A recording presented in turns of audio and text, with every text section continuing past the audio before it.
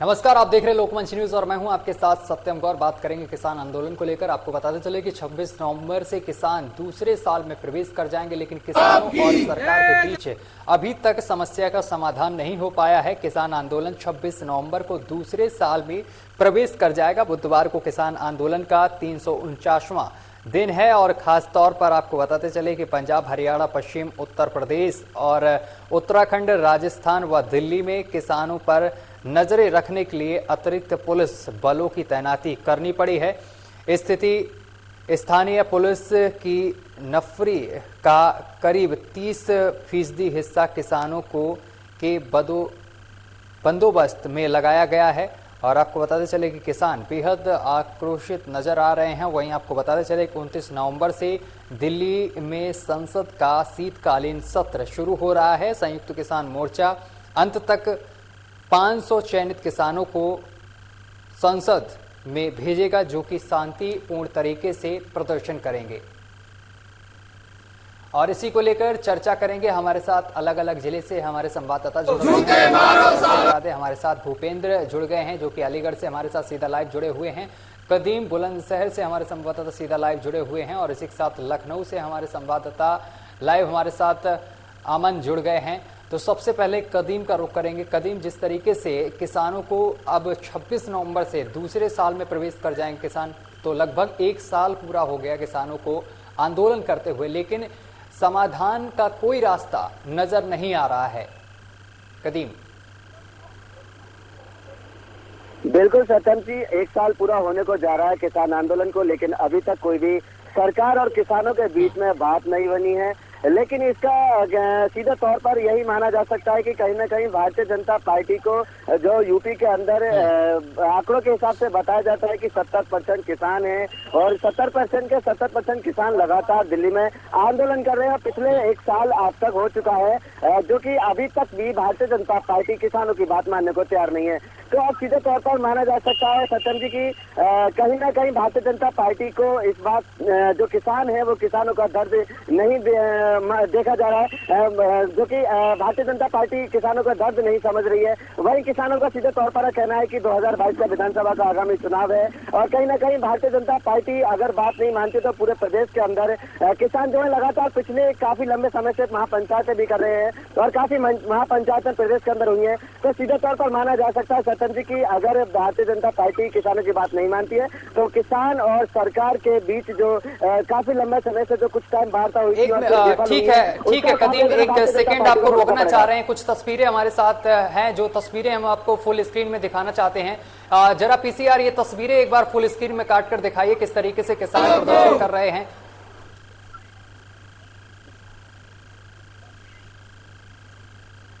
तो ये तस्वीरें हम आपको दिखा रहे हैं।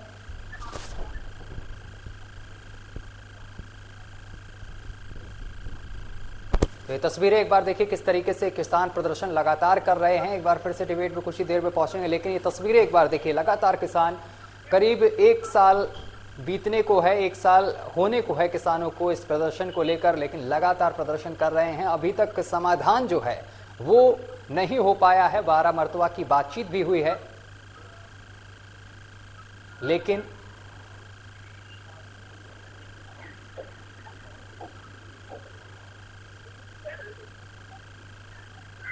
इस पूरे मसले को लेकर अभी तक समाधान नहीं निकल पाया है।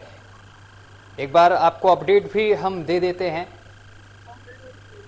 आपको बताते चले कि 29 नवंबर से दिल्ली में संसद का शीतकालीन सत्र शुरू हो रहा है और संयुक्त किसान मोर्चा SKM ने ऐलान किया है कि 29 नवंबर से संसद सत्र के अंत तक 500 चयनित किसान यानी कि 500 किसान चयनित किए जाएंगे, जो कि ट्रैक्टर ट्रॉलियों से रोजाना शांतिपूर्ण और पूरे अनुशासन के साथ संसद जाएंगे और इसके लिए दिल्ली में केंद्रीय सुरक्षा बल तैनात होगा। आपको एक चीज और बता दें, यहां पर किसान आंदोलन के विरोध का सामना मुख्यमंत्री से लेकर केंद्रीय मंत्रियों तक को करना पड़ा है।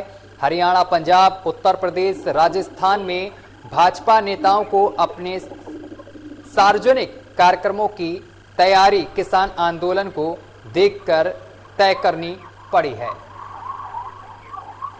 तो एक बार फिर से अपने संवाददाताओं का रुख करेंगे तो सीधे आपको बताते चले कि भूपेंद्र के पास पहुंचते हैं। भूपेंद्र, अगर बात की जाए अलीगढ़ की तो वहां पर किस तरीके का प्रदर्शन देखने को मिल रहा है? इसके साथ आगे 2022 का चुनाव भी बेहद नजदीक है, उसको देखते हुए क्या लगता है कि यहाँ पर जो विपक्षी दल हैं उनको किसानों को फायदा होगा? किसानों का समर्थन विपक्ष को मिलेगा क्या? जी सत्यम जी, आपको बता दूं यहाँ पे कि हर रोज यहाँ पे आज भी रैलियों के रूप में किसान अपनी अपनी ट्रैक्टर या बैलगाड़ियों के प्रति लेके और रोड पे रैलियों का शो निकालते हैं कि हम उनकी मांगे पूरी हो जाए। और हर रोज यहाँ पे जो डीएपी खाद वगैरह नहीं मिल रहा उसके प्रति भी यहाँ पर जन सेवा केंद्र और सहकारी समिति जो है वहाँ पे भी किसानों का आंदोलन आज भी शुरू है। लेकिन यहाँ पे बीजेपी की बात की जाए तो बीजेपी किसानों के प्रति बिल्कुल सुनने के लिए तैयार ही नहीं है। कई यहाँ पे किसान इकट्ठा होकर बीजेपी के विधायक सांसद उनके पास तक भी जाते हैं लेकिन उनकी अनसुनी कर दी जाती है। ठीक है, अमन भी हमारे साथ मौजूद है लखनऊ से। ठीक है भूपेंद्र, हम आपके पास वापस लौट कर आएंगे। भूपेंद्र एक मिनट, अमन हमारे साथ लखनऊ से सीधा मौजूद है। अमन, अगर किसानों की बात की जाए, किसानों के कई मुद्दे हैं, लेकिन अब ये माना जा रहा है कि जो केंद्र हैं जहां पर डीएपी और यूरिया मिलती है, सरकारी केंद्र, वहां पर समय से किसानों को यूरिया और डीएपी भी नहीं मिल पा रही है, जिससे किसान बेहद नाराज नजर आ रहे हैं। अमन, आप तक आवाज पहुंच रही है? हाँ जी, आपको बता दें जिस हिसाब से यूरिया की बात की जा रही है, यूरिया को लेकर अभी हाल ही में उत्तर प्रदेश के गांव में जिस हिसाब से दिखाया गया, कतार में लगे किसान की मौत हो गई थी। बताया जा रहा था कि किसान ने कई दिन से भूखा था और भूख का कारण यही बताया जा रहा था कि किसान कई दिनों से अगर कतार से हट जाता तो उसका नंबर ना आता, जिसको लेके कांग्रेस की महासचिव प्रियंका गांधी उसके परिवार का हाल भी जानने पहुंची थी और वहां का जो क्षेत्र का मुआयना किया था, तो उसको लेकर प्रियंका गांधी ने ट्वीट भी करके ट्वीट के माध्यम से सरकार को जागरूक भी किया था। ठीक है कदीम, इससे पहले जो भी कार्यक्रम हुए हैं, अगर खट्टर की बात की जाए मुख्यमंत्री के हरियाणा के, तो उनके कार्यक्रम में बाधा बने हैं किसान। कई बार उनका हेलीकॉप्टर नहीं उतरने दिया गया है। केंद्रीय मंत्री भी इस बीच इसके दायरे में आए हैं और अभी किसानों ने एक ऐलान और कर दिया है कि 29 नवंबर से जो सत्र शुरू होने जा रहा है उसमें संसद में ट्रैक्टर ट्रॉलियों से 500 किसान चयनित जो किए जाएंगे वो रोजाना जाएंगे और शांतिपूर्ण तरीके से वहां पर प्रदर्शन करेंगे।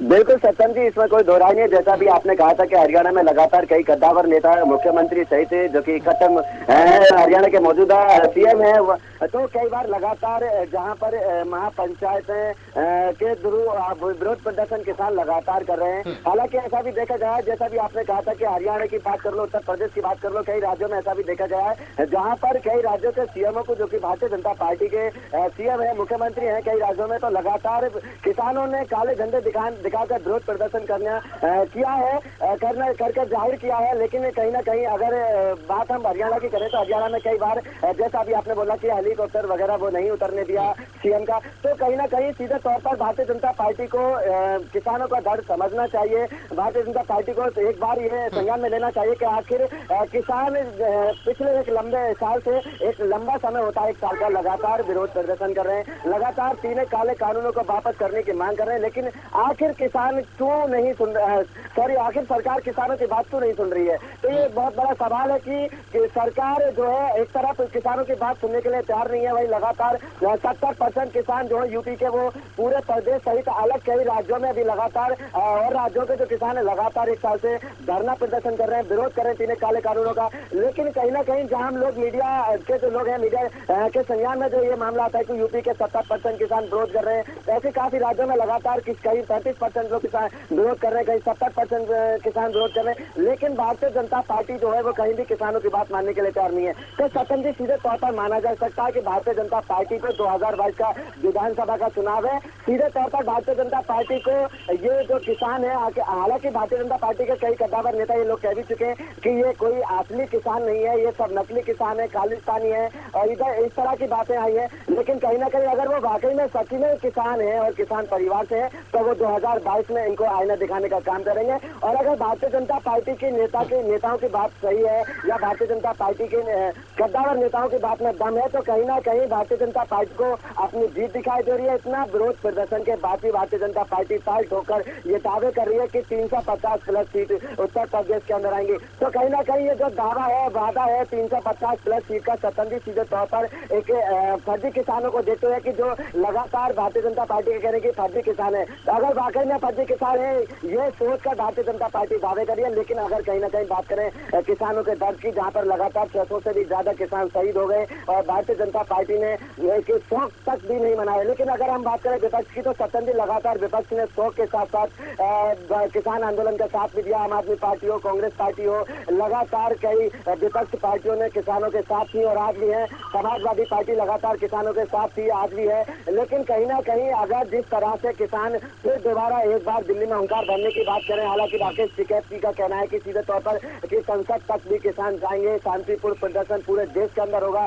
दोबारा से फिर एक नींव रखी जाएगी किसान आंदोलन की। तो उस नींव को देखते हुए फिर भी भारतीय जनता पार्टी किसानों की बात मानने के लिए तैयार नहीं है। तो कहीं ना कहीं भारतीय जनता पार्टी को इस बात का खमेजन भुगतना पड़ेगा। अगर वाकई में किसान है और किसान की बात भारतीय जनता पार्टी नहीं मानती है, तो यूपी के 70% किसान जो है वो भारतीय जनता पार्टी को आईना दिखाने का काम करेंगे। सत्यम जी, ठीक है। अब भूपेंद्र हमारे साथ सीधा लाइव जुड़े हुए हैं। भूपेंद्र, जिस तरीके से अब 26 नवंबर को किसानों को पूरा 1 साल हो जाएगा और दूसरे साल में प्रवेश भी किसान कर जाएंगे, तो लगातार प्रदर्शन किसानों का जारी है। और इस बीच अगर पिछली ठंड की बात की जाए तो आंदोलन के दौरान कई किसानों की मौत भी हो गई थी और एक बार फिर से ठंड शुरू हो गई है। तो क्या लगता है, किसानों की बात सरकार को मान लेनी चाहिए, किसान और सरकार के बीच एक बार फिर से वार्ता होनी चाहिए? जी सत्यम जी, यहाँ पे जो अलीगढ़ में किसान आंदोलन के प्रति जितनी यहाँ पे किसानों की शहीद हुए हैं और किसानों का आंदोलन जिस प्रकार से चल रहा है कि वो किसानों के हित के लिए ही है, उस प्रकार से सर ये बीजेपी सरकार को इनकी बातें सुनकर और मानकर इनकी शर्तें मंजूर कर लेनी चाहिए, जिससे कि किसानों को फायदा ही होगा और किसान बीजेपी के हित में सोचने भी के लिए भी मजबूर हो सकते हैं शायद। लेकिन अब अगर इसी तरह से बीजेपी का माहौल चलता रहा तो शायद बीजेपी अलीगढ़ में नहीं सीट निकाल पाएगी। क्या लगता है, जो 2022 का चुनाव बेहद नज़दीक है, 3 महीने से का समय बचा है लगभग, तो क्या लगता है इस दौरान जो चुनाव होगा उसमें बीजेपी को यहाँ पर इसका खामियाजा भुगतना पड़ सकता है और विपक्ष को इसका लाभ मिल सकता है? बिल्कुल बिल्कुल बिल्कुल सत्यम जी, यहाँ पे हर रोज देखने को मिल रहा है कि आज विपक्ष की सपा है, रालोद है या कोई भी पार्टी बसपा है, ये सभी किसानों के हित में आ रही हैं और जिसका खामियाजा बीजेपी को बराबर भुगतना पड़ेगा। और वो किसानों के हित में आकर किसानों को साथ दे रही हैं, उनको किसानों को हर आंदोलन के लिए उनके साथ खड़ी है विपक्ष की पार्टियां, तो इसका खामियाजा बीजेपी को ही भुगतना पड़ेगा। ठीक है अमन, जिस तरीके से सरकार ने वादा किया था किसानों से कि आय दोगुनी कर दी जाएगी, लेकिन किसानों का जो कहना है कि आय अभी तक दोगुनी नहीं हुई है और किसान बेहद परेशान है, डीएपी खाद को लेकर परेशान, इसके साथ अब बिजली के जो बिल हैं, जो बिल वगैरह चलते हैं खेतों में, उसके बिल भी ज़्यादा आ रहे हैं, जिस वजह से किसान बेहद परेशान। इसके साथ ही किसानों का ये भी कहना है कि जो अनाज उगाते हैं उसका सही मूल्य भी नहीं मिल रहा है। अमन जी देखिए, आपको बता दें कि जिस तरह से किसान और सरकार के बीच में 11 मरतबा से ज्यादा बातचीत बैठक हो चुकी है और हर बार की तरह किसानों की बात ना सरकार मानने को तैयार है, ना सरकार की बात किसान मानने को तैयार है। तो इसको लेकर वो चाहे बात अगर किसानों को बिजली के बिल की जाए या उनकी फसल खरीदने की जाए, तो कहीं भी साफ तौर में देखने को यह मिलता है कि ना सरकार उनके फसल के दाम बढ़ाने को तैयार है, ना ही उनके बिजली के बिल माफ करने को तैयार है। वो बात अलग है। 2022 विधानसभा चुनाव है, सरकार बड़े बड़े दावे कर रही है। बीजेपी सरकार कई बार यहाँ तक कह चुकी है कि किसान से बैठक हो रही है और किसान पक्ष में आने को तैयार है, लेकिन किसान लगातार अपने प्रदर्शन के जरिए से माध्यम से बताता जा रहा है कि वो सरकार के विरोध में खड़ा है, खड़ा था, खड़ा रहेगा। चलिए, अगर कदीम बात की जाए बुलंदशहर की, तो बुलंदशहर के जो किसान हैं उनका क्या कुछ मानना है और इस पूरे मुद्दे को लेकर क्या कुछ उनकी मांगे हैं? बिल्कुल सत्यम जी, अगर हम बुलंदशहर की बात करें तो बुलंदशहर के किसान ज्यादातर दिल्ली धरने पर पहुंचे हैं, जो लगातार पिछले 11 महीने से लगातार 1 साल होने को जारी है और दिल्ली के अंदर किसानों का आंदोलन जारी है। बुलंदशहर में काफी ऐसे संगठन हैं जो किसान यूनियन के हैं, लगातार वो दिल्ली पहुंचे हैं और उन्होंने अपनी मांगे रखी है, विरोध प्रदर्शन मांगों किया है धरना के थ्रू। लेकिन अगर हम बात करें बुलंदशहर के चुनावी मुद्दे को लेकर तो 2022 का विधानसभा चुनाव सूत्रों के हिसाब से फरवरी में चुनाव होना है और बुलंदशहर में 7 सीटों पर भारतीय जनता पार्टी का पूरी तरह से कब्जा है। पूर्ण बहुमत से अच्छे वोटों से भारतीय जनता पार्टी का रुतबा रहा है। मौजूदा समय में बुलंदशहर की 7 सीटों पर भारतीय जनता पार्टी के किसान है। लेकिन अब फिलहाल अगर किसान आंदोलन की बात करें तो किसान आंदोलन को देखते हुए बुलंदशहर की काफी ऐसी सीट है। हालांकि मैं ये तो नहीं कह सकता कि भारतीय जनता पार्टी की सीट नहीं आएंगी, लेकिन कहीं ना कहीं भारतीय जनता पार्टी की जो 7 सीटों में गिनती होती है बुलंदशहर में, पूरे जिला बुलंदशहर की 7 विधानसभा पर बीजेपी का कब्जा है, वो नहीं होगा। ये एक बहुत महत्वपूर्ण मुद्दा होगा कि आपकी बार भारतीय जनता पार्टी अगर किसानों की बात नहीं मानती हो तो कहीं ना कहीं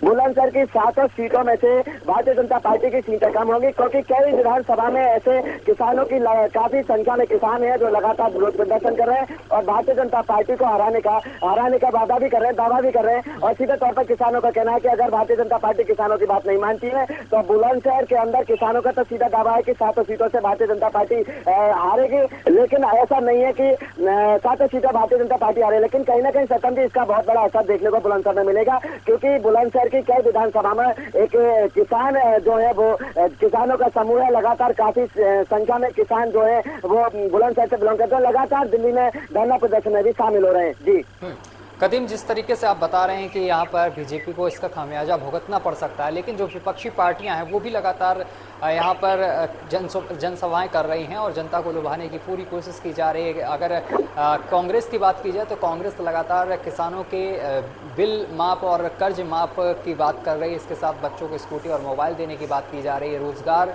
20 लाख लोगों को रोजगार उत्तर प्रदेश में देने की बात की जा रही है। जिस तरीके से यहाँ पर कांग्रेस लुभाती हुई नजर आ रही है, क्या लगता है कि बीजेपी को कांग्रेस टक्कर दे पाएगी आने वाले समय में?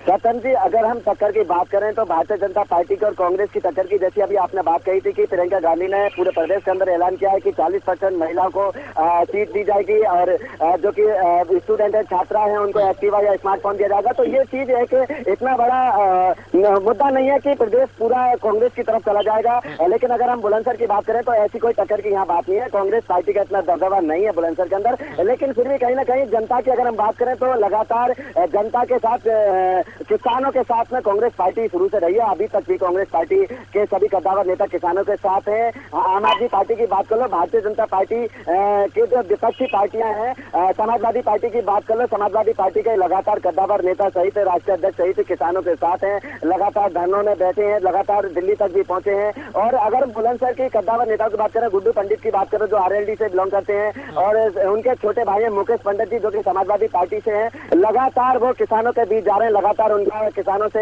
मिलना जुलना हो रहा है और सीधे तौर पर वो दावा भी कर रहे हैं कि जो अनुशहर की सीट है वो समाजवादी पार्टी के खाते में होगी। तो सीधे तौर पर सत्यम जी, मेरा कहना यही है कि जो 7 सीटों पर भारतीय जनता पार्टी का दबदबा है, कब्जा है, वो आने वाले समय में शायद नहीं हो, क्योंकि 7 विधानसभा बुलंदशहर के अंदर है। 7 सीटों पर भारतीय जनता पार्टी ने अच्छे वोटों से जीत की थी, लेकिन पिछले 1 साल से 7 सीटों पर बुलंदशहर के अंदर किसान विरोध प्रदर्शन कर रहे हैं। तो कहीं ना कहीं इसका खामियाजा ना भुगतना पड़ेगा भारतीय जनता पार्टी की। अब वो 7 सीटों वाली बात नहीं रहेगी, कहीं ना कहीं सीटों में कमी होने की एक आंकड़ा कम होगा। जी चलिए, तमाम जानकारी साझा करने के लिए आप तीनों का बहुत बहुत शुक्रिया।